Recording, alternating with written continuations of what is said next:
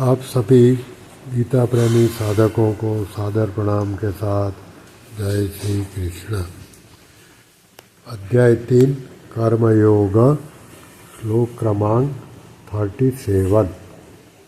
भगवान अब आगे के जो अर्जुन ने सवाल पूछा था उसका उत्तर वही भगवान दे रहे हैं। श्री भगवान उवाच काम एष क्रोध एष रजोगुण समुद्भवः महाशनो महापाप्मा विद्येन मीह वैरिणिम्। उसका अर्थ देख ले। श्री भगवान बोले, रजोगुण से उत्पन्न यह काम अर्थात कामना ही पाप का कारण है।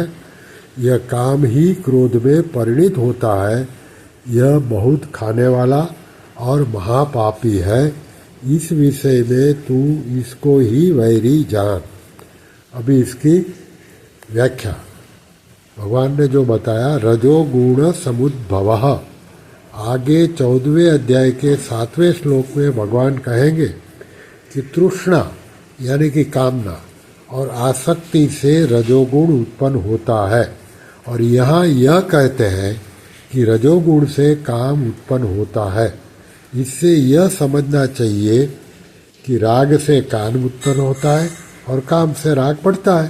तात्पर्य यह है कि सांसारिक पदार्थों को सुखदायी मानने से राग उत्पन्न होता है, जिससे अंतःकरण में उनका महत्व दृढ़ हो जाता है।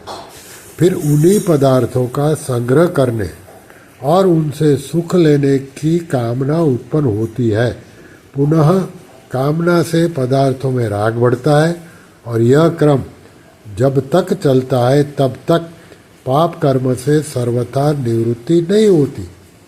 काम एष क्रोध एषः, मेरी मनचाही हो यही काम है। उत्पत्ति विनाशशील जड़ पदार्थों के संग्रह की इच्छा, संयोगजन्य सुख की इच्छा, सुख की आसक्ति, ये सब काम के ही रूप है। पाप कर्म कहीं तो काम के वशीभूत होकर और कहीं क्रोध के वशीभूत होकर किया गया दिखता है। दोनों से अलग अलग पाप होते हैं, इसलिए दोनों पद लीजिए। वास्तव में काम अर्थात उत्पत्ति विनाशशील पदार्थों की कामना, प्रियता, आकर्षण, यही समस्त पापों के मूल है। कामना से बाधा लगने पर काम ही क्रोध में परिणित होता है। इसलिए भगवान ने एक कामनों को ही पापों का मूल बताने के लिए उपर्युक्त पदों में एक वचन का प्रयोग किया है। कामना की पूर्ति होने पर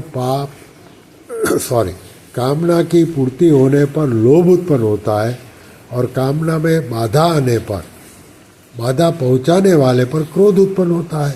यदि बाधा पहुंचाने वाला अपने से अधिक बलवान है तो क्रोध उत्पन्न न होकर भय उत्पन्न होता है।